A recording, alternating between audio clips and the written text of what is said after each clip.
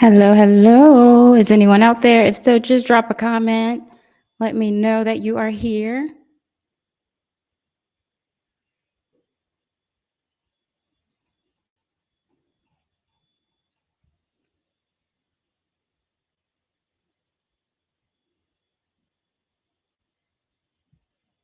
Let me know if you can hear me.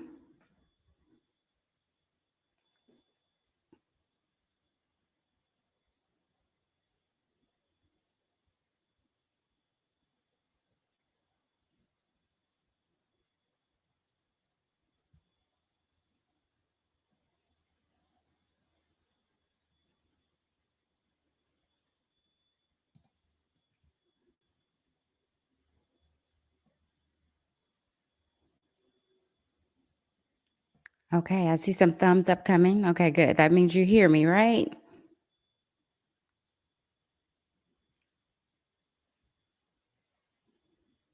Perfect. Okay. Well, welcome, everyone. I am so excited to have you here with me today. This is my first official solo live on LinkedIn. So I'm excited to do this today. And the topic that we're covering today is going to be amazing. If you don't know me, I am Valencia, a business coach and strategist for coaches. And I specialize in helping coaches simplify their systems and strategies so it's easy for us to achieve consistent 10K plus months. In this event, we will cover the top 5 strategies to attract your dream coaching clients. And I'm going to talk about organic methods. I'm not going to be talking about paid ads. This is all things that are within budget, things that you can start doing in your business right away. And honestly, all of the methods that I'm going to be talking about have been proven and tested over and over again with me and my clients. So I am not just telling you things that I just pull out of the air. No, these are real, actual things, strategies that are working day by day, all the time. And what I love to do is just tell you about my free training. It's called How to Achieve Consistent 10K plus months in Your Coaching Business. You can check that out in my featured section on my profile, or you can also I'll also drop a link and let you know about it after the event so you can have access to it. Thank you. Thank you so much for joining. I'm so happy to have you all here today. So I'm going to give like a few more seconds, just get a little bit of a few more time for people to come in. And what I want you to do in the meantime, let's just start talking about some fun questions. What is your favorite Thanksgiving dish or dessert? I want us to reminisce a little bit about Thanksgiving. I know it's over. Everyone's already focusing on Christmas, but I want to know, what is your favorite Thanksgiving dish or dessert? So drop it in the comments. Let me know.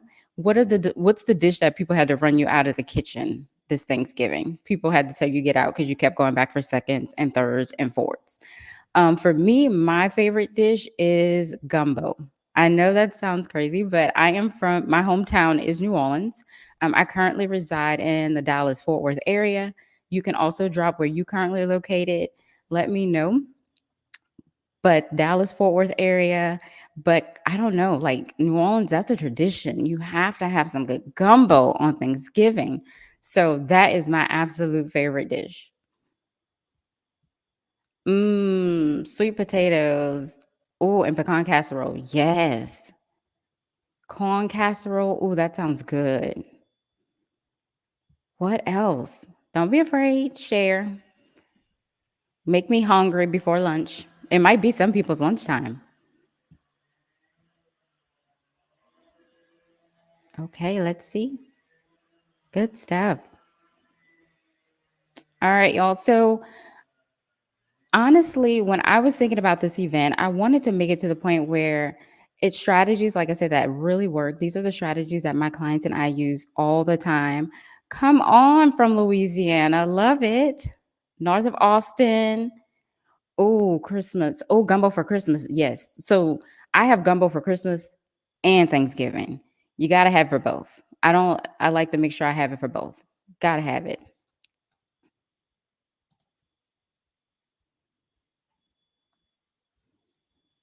All right, love it. So I'm all about time and efficiency. So I want us to jump right in. If anyone else wants to add their favorite Thanksgiving dish or where they're currently located, please feel free to do so. I want to hear all about it. So, one of the things that I want us to talk about when it comes to our strategies is when you implement these strategies, what's super important about it is consistency. And I know you hear that over and over and over again. Like, I can tell you all of these strategies, but if you're not doing it consistently, you're not going to get the results that you're looking for. And one of the things that you have to do beyond consistency is doing it well, doing it at a high level to the point where it is producing the results that you want it to produce. And I've seen that happen a lot where people just try to get to the point of checking a box and saying, "Oh, I've posted a comment," or I've posted a post, or I've done this, but they don't actually understand the why behind it and what works to convert people into potential clients. And so we're going to talk about that a lot more in this training session so you know like what to start doing when you are implementing these strategies in your business. And I want to put a disclaimer: take your time with implementing these different strategies in your business. You don't have to you don't have to do all of them at the same time. I always say make sure that one is really solid before you start implementing the next and the next, because you want to make sure what you're doing is producing results without just keep jumping around, because that can get very overwhelming really, really quickly. I also want to let you know that I will be checking the comments. So you'll see me kind of looking around to see what people are saying. And I want to make sure that I am answering any questions that come up in the comments. And please feel free to ask questions as I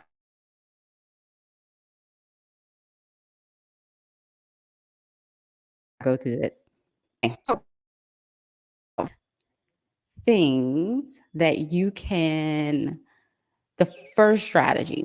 And this strategy, as you scroll LinkedIn, you see people talking about it often. I feel like I've seen a lot of people talk about a lot more lately. And it's for a good reason. And it's because it's so, so effective. And the first strategy is content. Content is a great way for people to start to know you. They want to know that you're the expert.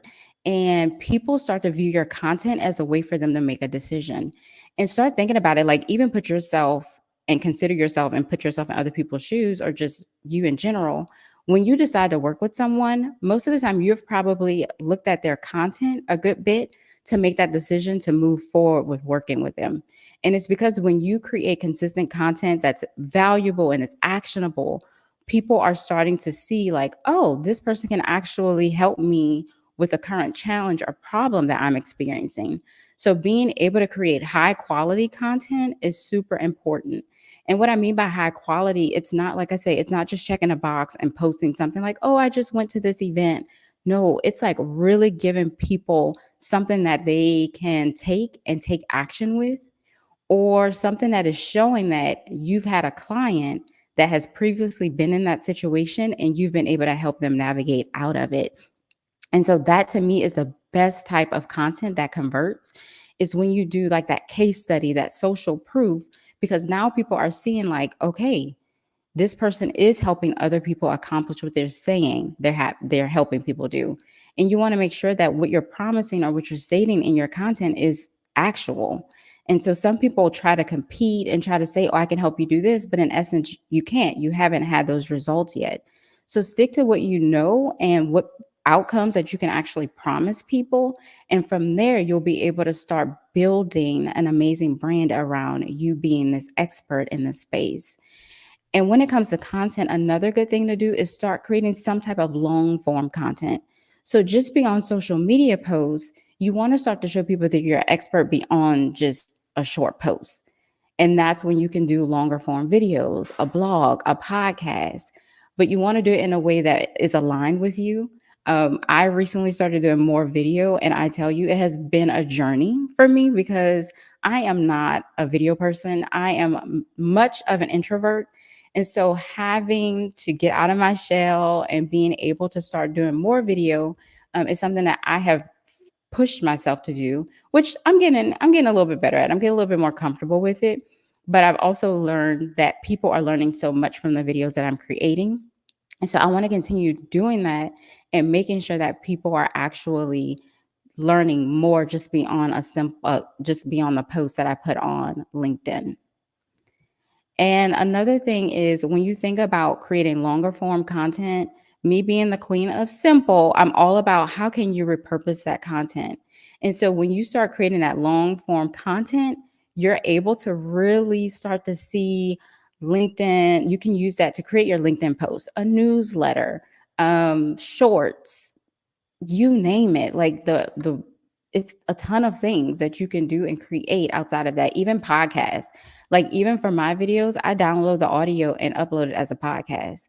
So there's so much that you can do with content, but you want to make sure that your content is really, really good. Like you want people to really love your content that you're producing. So don't just think about it as I'm checking a box. Think about it like, what is the end goal when you create content? What are the pains and dreams of your clients? And you want to make sure when you're creating that content, what are your call to actions, right? What is this piece of content? What do you want it to produce for you? What do you want people to see at the end of this? What action do you want them to take after they've consumed your content? Do you want them to follow you? Do you want them to join a live event that you're hosting? Do you want them to schedule a discovery call? Like be very clear and concise in the actions that you want people to take when you're creating content, and keep that in the back of your mind all the time as you're creating, because that's going to help you know exactly what it is that how to move people from content onto the next phase of going into your DMs or being able to convert them into a client. So, one of the things that before I move on, I do have a question. Sharing success stories, how do you write those without breaking confidentiality? Yes. So one of the things I've learned is sometimes you can just use the person's initials. Like you don't even have to put their name. And I do that most of the time because some of my clients, they don't want their name to be out there. And so I may just put K or T or whatever and be able to share that story and that journey of that person.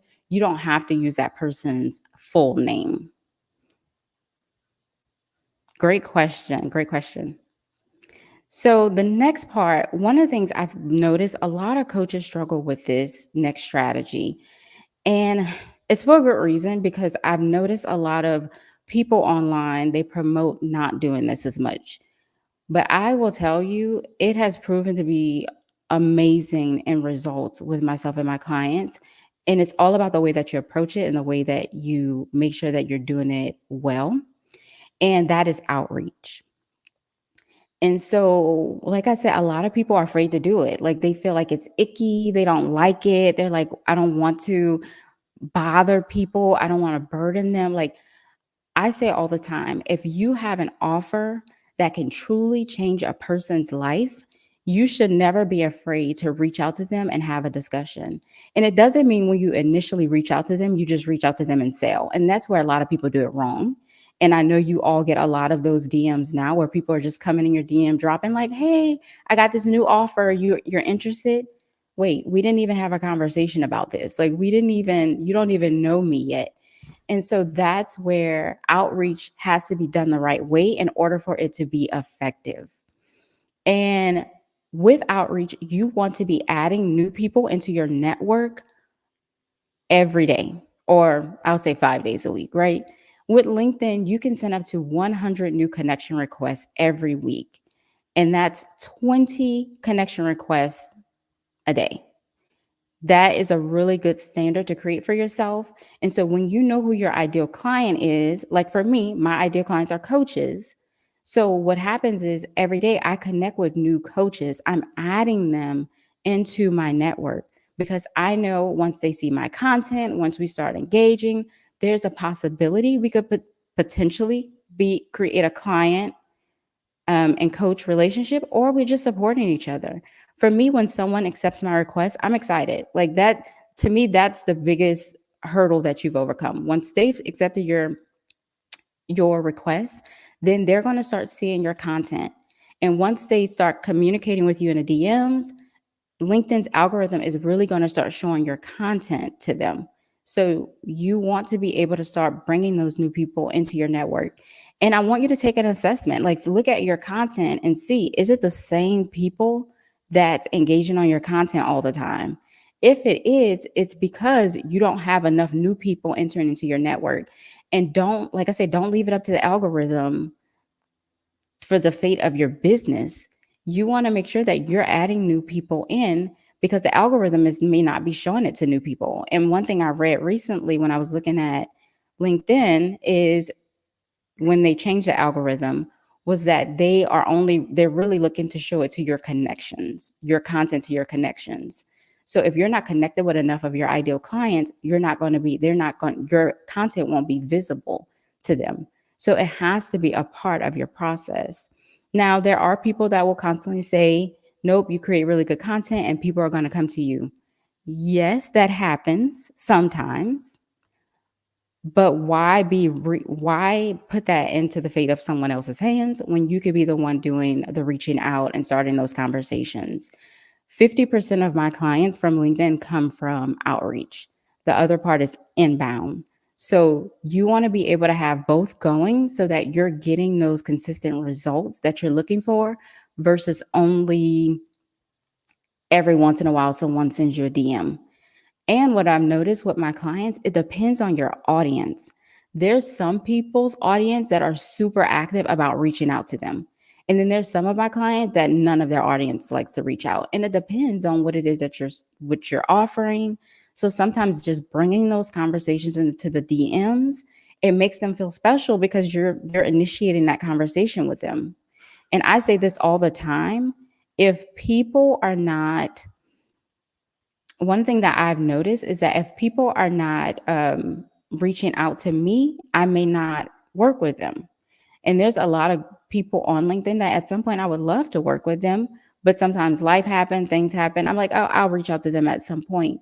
But I say it now, if they were to reach out to me and begin a conversation, I would potentially work with them. So don't be afraid to start and initiate those conversations with people because that's the way that you're going to be able to start hitting your sales goals with attracting the right clients and getting them into those conversations and getting them onto a sales call. But what you must do when you're doing outreach is you have to optimize your profile. If your profile is not up to standards, if it's not with a really good banner and a headline and a really compelling about section, then you're going to run people off because people want to be able to see that you are actually legit, like you know what you're doing. If you're sending people to a profile that hasn't been done and you haven't taken the time to do a really good profile, you potentially can run people off because they're not, and they may not accept your request because they're like, this person, I really don't know them. Their profile doesn't give me enough information. So you have to make sure your profile is optimized to get those results as well when you're doing outreach. So I want to ask you this. Ask yourself, and you don't have to put the answer in the comments, but ask yourself, how much time do you spend in the DMs when you're on LinkedIn? I'll give you a second to think about it. When it comes to getting sales in your coaching business, DMs is the most important part. If you are primarily on LinkedIn, just engaging and scrolling the feed and commenting on your posts, but you're not having any DM conversations, that is a clear indicator of why you're not meeting your sales goals using LinkedIn. You should be spending at least half of the time that you're on LinkedIn in the DMs, starting new conversations. And that's where the connecting with new people comes in, or having conversations with people who've looked at your profile, who are new followers, who engaged on your post or a poll, they attended an event. Like, you want to have conversations with these people to potentially get them onto a sales call so that you can help them change their life, right? Because as coaches, we're in the business to transform lives.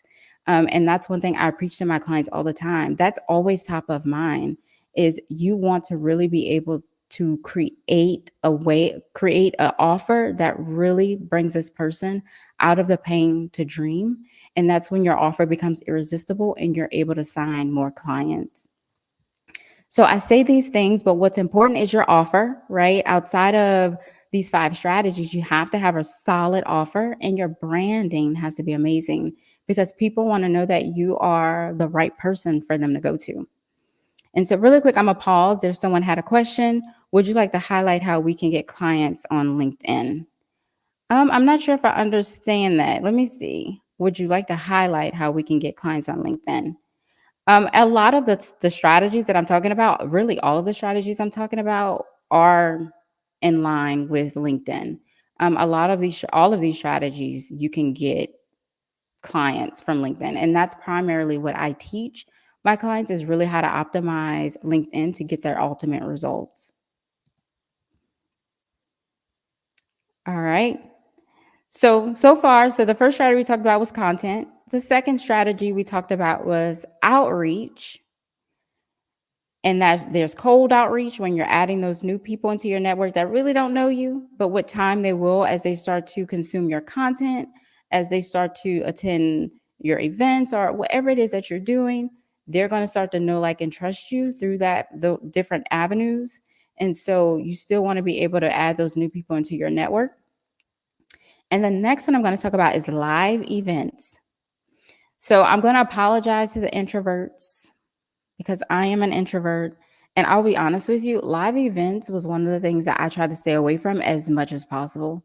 It was one of those things I was terrified to do because I like to be in my own shell, be in my own zone. And I realized the importance of live events. And when I'm talking about live events, I'm talking about similar to what I'm doing today, this type of live event, doing a video or audio. LinkedIn also has an audio option. Myself, Tamika, and Matilde, we are the virtual workplace, and we do live audio events every other week. And we talk about all different topics that can help entrepreneurs. And so being able to have video or audio events is a great way for people to start to get to know, like, and trust you, because that's super important for someone to feel comfortable with investing and working with you. And another part of live events that are major is a live launch. So some people have said that they don't like to do launches, and I get it. I was the same way. But what happens with a launch is it allows people to have kind of an inside peek at what it would look like to work with you. And you're being able to really help them see what this process could look like. And so for my clients, every time they do a live launch, honestly, they sign 3 or more clients every time they do a live launch. And so even though it was one of those things that I really shied away from, I learned how effective it is when it's done right.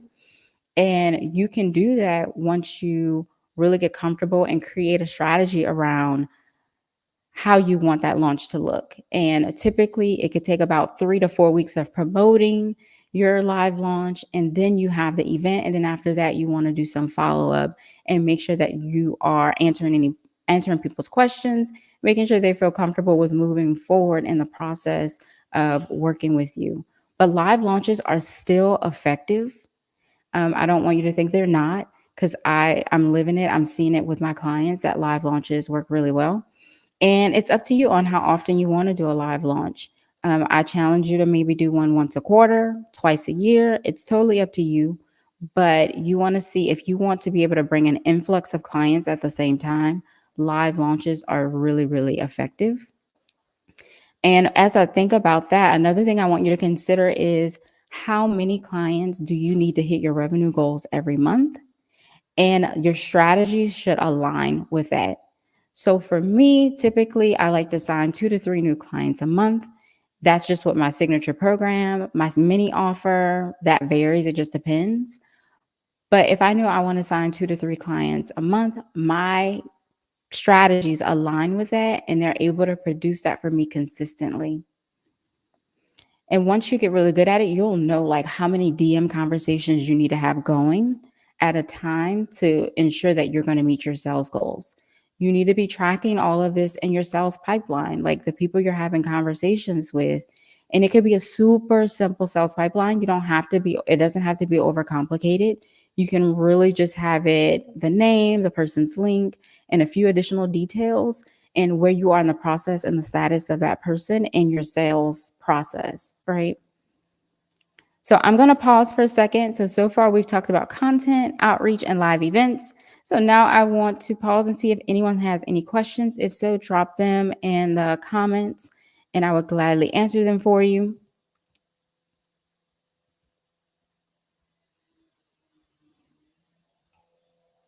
And if not, I'll move into the next strategy. Okay. All right. So the next strategy is One that has really helped me in the most difficult times. And this is the strategy of you acquiring referrals and affiliates for your program or for your offer, right? Having an army of people going out is really good for you to be able to really good for people to support you as you grow your business, because you're a one person business. Most of us, most coaches are one person businesses. And because of that, you can't do it all on your own. So being able to have a referrals and affiliates helps you reach more people, gain more visibility, being able to sign those clients consistently. So when one avenue isn't working, you have some clients coming in. And so a great example of that was I was literally blocked from LinkedIn for 2 months. And because I was blocked from LinkedIn for 2 months, I was like, okay, I can't do my outreach. I can't do all of those things that I normally do. And I had to rely on referrals. And I was still able to reach my revenue goals because I had referrals and affiliates mentioning my program to people and sending people my way. So it really, really helps expand your reach as a one person business. And I want you to understand the difference between referrals and affiliates. So, referrals are typically going to be your previous clients, people who have already experienced working with you.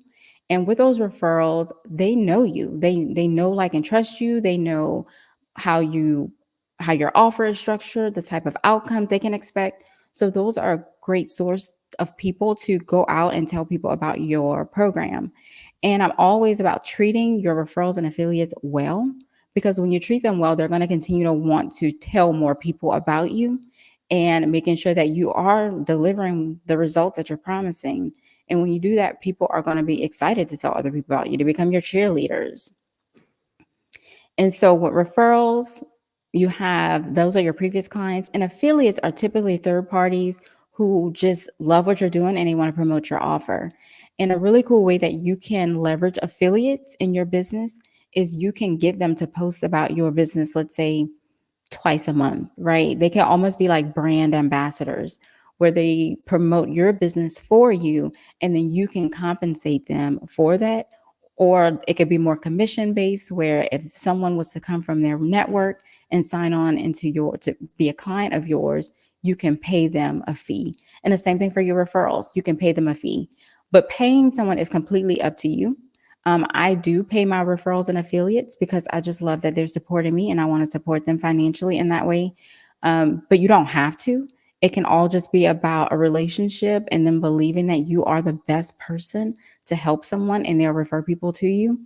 And so that's the same for me. And I tell all of my referrals and affiliates, only send someone to me if you truly believe that I can change their life, that I can really help them get the results that they're looking for. Not just because I'm giving you money, but because I'm actually going to change that person's life. And so we have a really great understanding of that. And that really helps us understand, that really helps make sure that they're sending the right people to me all the time. All right, I'm going to pause for a second. I do see some questions. Outreach other than social media. So for me, what I'm talking about, when I'm talking about outreach here, I am talking about on like LinkedIn, right? On LinkedIn, being able to do that. But for outreach outside of social media, the best way to do that is I always say start locally and think about if you have any chambers of commerce or any type of local networking events or any type of organizations that are close to you that have a lot of your ideal clients, then you can absolutely go and start initiating outreach and conversations with them. And one of the things, I actually created a video on 10 ways that you can get clients without social media, on my YouTube page. And I literally list out 10 amazing ways that you can get those clients without even touching social media if it's not your cup of tea, if you don't want to use it.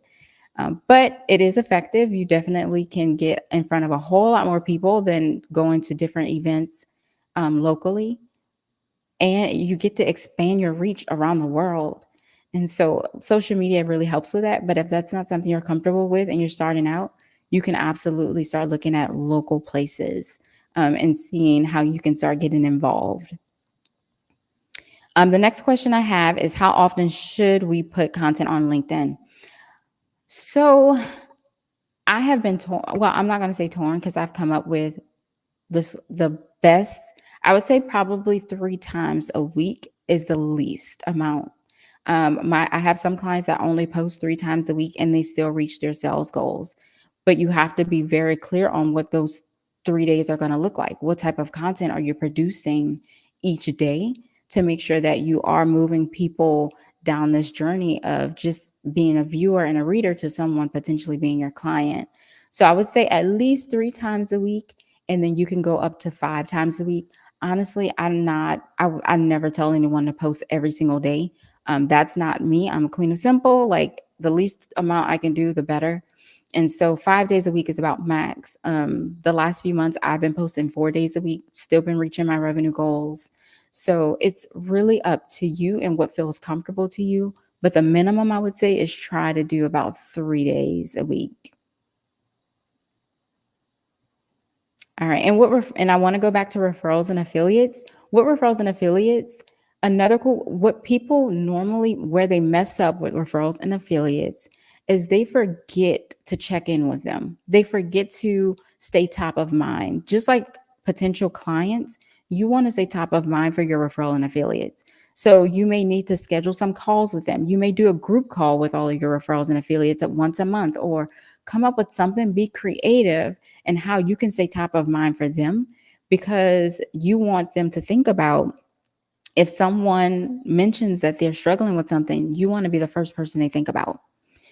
And that also aligns with your niche, right? Or what service it is that you're providing. When you are clear on your niche and people know, like, oh, this person works with this type of person, it's going to be easy for them to remember. I know someone who's a coach for lawyers. So anytime I meet, if there's a lawyer that comes my way, I instantly think of that person. And so once you really create a solid niche and it's easy for people to identify the people that they need to refer to you, then that's a really good way for you to get those consistent referrals, because it's easy. It's easy for people to identify, and they know to send them your way. All right. Any other questions? Feel free to ask questions. I'm going to do a quick recap. So the first one was content, second one, outreach, third, live events, four, referrals and affiliates. And the fifth strategy is email marketing. So, email marketing is very effective in nurturing your potential clients, because it's a way that they've opted to go a step further in engaging with you. They like the content that you're producing. They've decided to join your newsletter or your email list, and they want to learn more about what it is that you're offering and learn more from you. And so, continuing to nurture people through email and making those emails really, really good. One way I love to do it is tie my emails back to my long form content.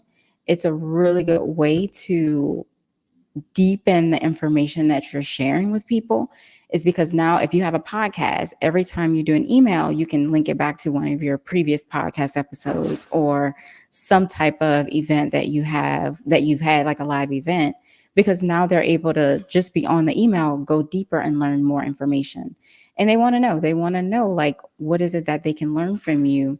What are your strategies? What are your techniques and methods, and see if it aligns with them, to see if it's the right fit for them to work with you. And when it comes to emails, you want to determine your frequency. So for me, if you're just starting out, you can do once a month and kind of try to challenge yourself maybe once a quarter to bump it up to twice a month, then 3 times a month, then 4 times a month.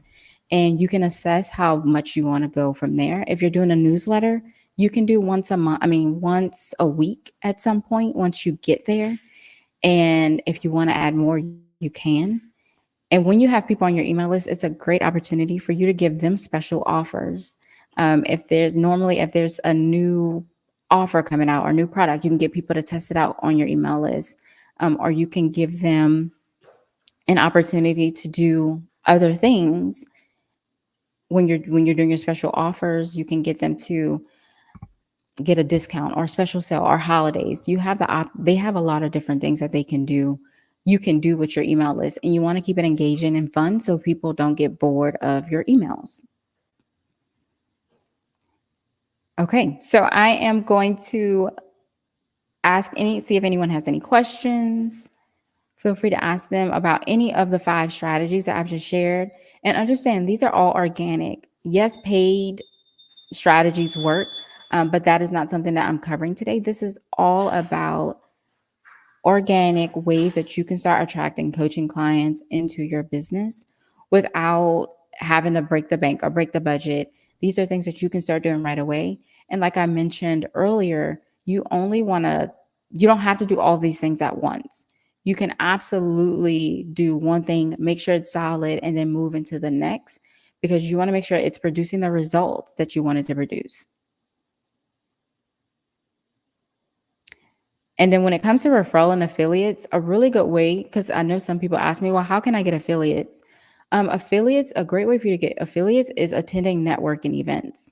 So if you notice there's networking events that is in line with what you offer or people you could potentially work with, networking events are a great way to get new affiliates for your offers, or even constant supporters. Like you may have people that always support you on LinkedIn, and you can easily schedule a conversation with them and see, like, hey, is this a good opportunity for us to potentially become affiliate partners? And think of people who provide similar services to you or services that complement your services. So, for instance, there's someone who's a copywriter for life coaches. So she will become my affiliate because if there's any coaches she's working with that may need assistance for me, she can send them my way. And so start thinking about creative ways that you can connect with people to start bringing on affiliates. Because imagine having a lot of people just talking about your offer to other people. It really, really helps you build your business without it being all on you. Okay, so I am going to stop. I want you to ask me any questions.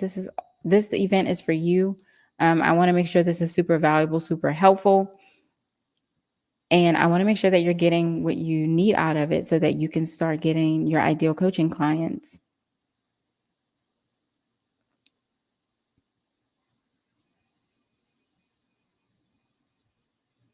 And what time at the end of this event, I will drop a few links in the chat so that you will be able to look at my free training video. You can even schedule a discovery call with me to see if I would be a good fit to help you implement these strategies into your business. Because having someone guide you and help you is the best way to make sure, because it's the blueprint, right? The success map to help you make sure that you have put these things into place the correct way at the and it being high quality. So what is happening is at the end of December, so I am closing down my business like the last 2 weeks of December. I'll still be meeting with my coaching clients, but meaning enrolling new clients, that will be paused. So I do have 2 spots left before I close enrollment to my program December 15th. So what I'll do is drop the link to schedule a discovery call with me if you want to just chat with me and see if this would be a good fit.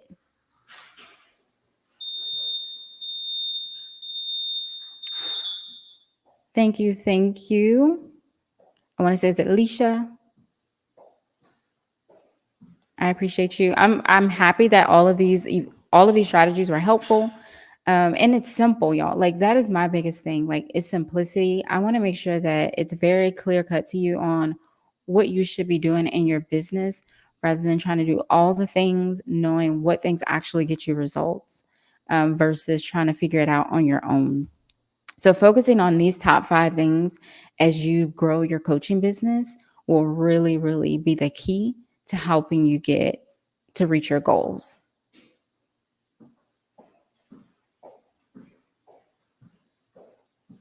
Okay. Well, for me, I believe in giving people their time back. I don't intend to drag this out. If you have any questions, feel free to DM me, ask me any questions. I'm here to help. And I look forward to doing more live events, getting a little bit more comfortable with it. As you can tell, this is my first time. So I appreciate you joining me for this event.